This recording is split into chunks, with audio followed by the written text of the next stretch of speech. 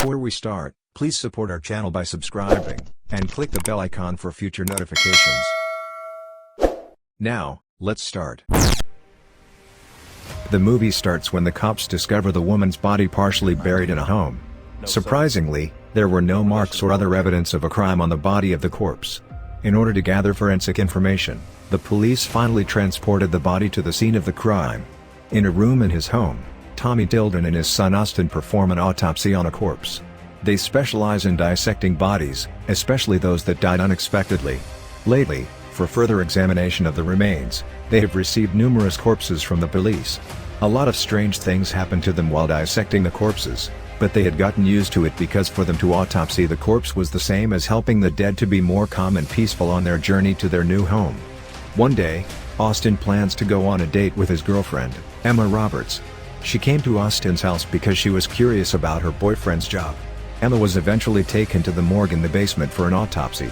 Austin's father met her and led her to a tour room. Emma bravely viewed the Austin asked Emma if she really wanted to see the fairly eerie state of the body while it was being autopsied. Emma insisted on entering the mortuary so she could observe the autopsy. Up until the day that a young woman's body is discovered at the scene of an accident, unsolved double homicide Sheriff Sheldon Burke found no sign of forced entry, and Lieutenant Wade pointed out that the victims were trying to escape. Emma visits her boyfriend, Austin Dildon, and her father, Tommy, a small-town coroner. Tommy explains that coroners in the past used to tie bells to bodies to make sure they were dead, not comatose.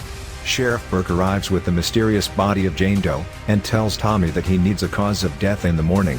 Finally, under enormous compulsion Austin cancels their planned dates so that he might assist his father in dissecting the recently arrived corpse. Emma finally left the location after agreeing to meet her later that evening. They were going to pick it up, so Sheriff Burke begged them to expedite the autopsy tomorrow morning for additional research. But Tommy couldn't guarantee that it would be finished right away. He and Austin would make every effort to complete it as soon as they could.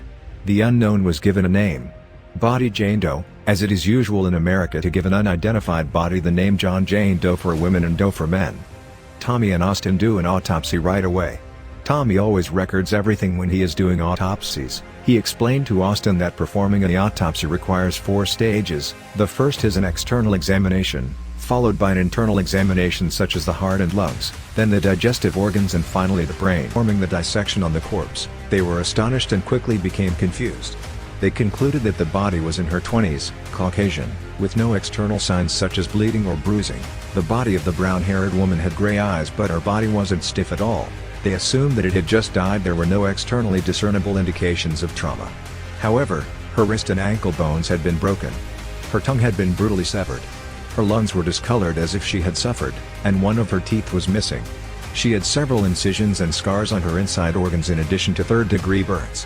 Her stomach contained Jimson weed, a paralytic substance that is not local to the area. Tommy believed that human trafficking was to blame for the woman's demise. He claimed that roughly 15 years prior, he had dealt with a similar situation. Austin took pictures of the body to use as documentation. The corpse's nose started gushing profusely outright, and flies were also coming out of it. Tommy examined the corpse's mouth for more details. He saw that the woman's corpse had lost its lower molars and that textile threads were also stuck in her mouth. Then Tommy ordered Austin to collect all the findings to be brought to the laboratory for further examination. When Tommy checked his genitals, there was an intentional cut there. This confused them even more, but Tommy made it clear to Austin that there was still much more to be done, and that what had just been done was an external examination. They reached an internal examination, where a scalpel was needed to cut through the chest so they could see her heart and lungs. Another strange thing happened again. For now even more extreme. Most of the bodies were in a state that suggested death had only recently happened, although the corpse's eyes were cloudy, indicating that she had been dead for several days. It's odd, isn't it? Another enigmatic occurrence took place. The radio abruptly switched stations, selecting "Open Up Your Heart" and "Let the Sunshine In" frequently, and what transpired next was stunning. As Tommy touched the woman's body, fresh blood poured out. Austin claimed that unless the woman had been dissected while a body was being autopsied, just passed away, blood on the ground close to it. Type before. Tommy asked him to get a knife to cut the corpse's ribs.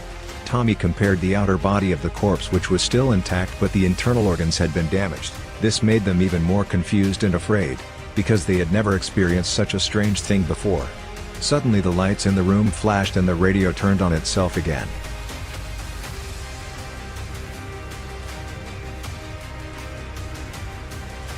Austin was sure he saw people standing in the morgue hallway.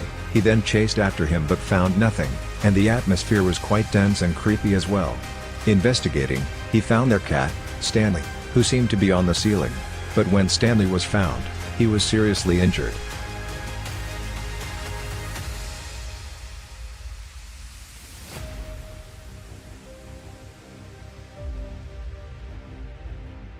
To immediately put Stanley out of his pain, Tommy breaks his neck, and then grudgingly burns the body.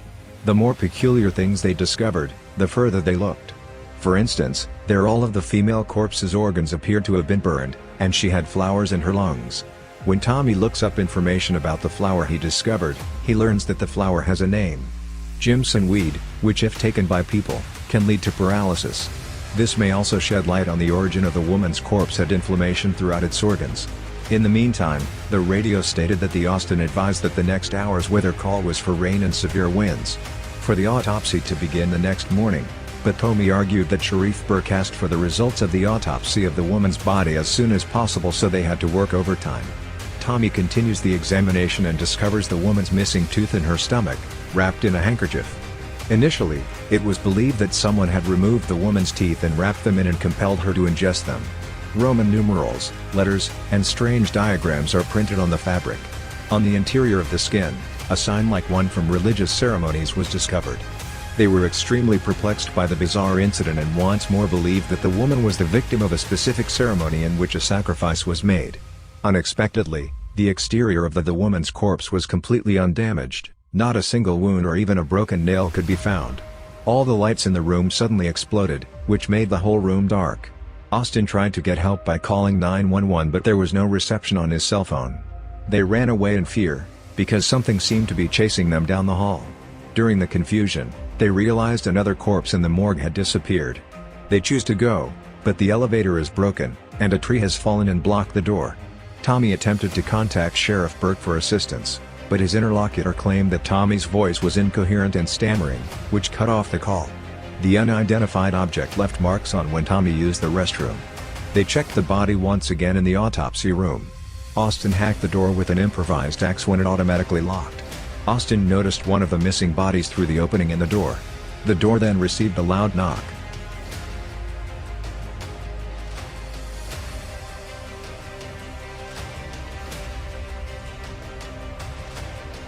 They talk about Jane Doe's body while terrified. They believed she was responsible for all of this. And she was also to blame for everything impossible that happened to his corpse. In short, Jane Doe was seeking revenge. Unable to reach the cremation furnace, they burned the corpses in the examination hall. The fire spreads quickly. Tommy extinguishes it with an extinguisher but is distracted to find the body has not been burned. Weird. When the elevator restarts, Tommy and Austin try to escape, but the doors won't close. Panicked, Tommy wields an axe against what he believes to be one of the animated corpses. After he and when Austin exits the elevator, they find Emma, who had come back to see Austin, dead. Convinced that Jane Doe's body held the ability to stop them, they continued to consider how to do so. They went back to the questioning room, where the information of her death was kept from them. Tests revealed that the cells in Jane Doe's brain tissue were still alive. She had to be still alive in some way, right? A closer look at the fabric revealed the signs correspond to 1693 in Leviticus 20:27, which prohibits witches when were the Salem witch trials. Tommy and Austin reasoned that in their attempt to punish a witch, the Salem authorities turned an innocent woman into a witch, now seeking revenge. Tommy offers himself as a victim to the corpse in the hopes that Austin would be spared. Tommy had fractured ankles and wrists that resembled wounds on a corpse. When Tommy receives a wound, the wounds on the body start to heal as well, presumably terminating the curse. Tommy finished the rite by grabbing a knife and cutting his own tongue. However, to put an end to his father's agony, Austin unwillingly stabs his father in the chest. He thought he heard the outside sheriff. While trying to flee, Austin discovers the voice is only another delusion. Austin goes over a railing and collapses to his death after being startled by the sight of Tommy's corpse.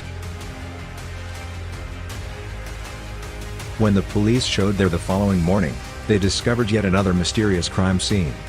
When the body was transferred to Virginia Commonwealth University, there were no visible signs of trauma.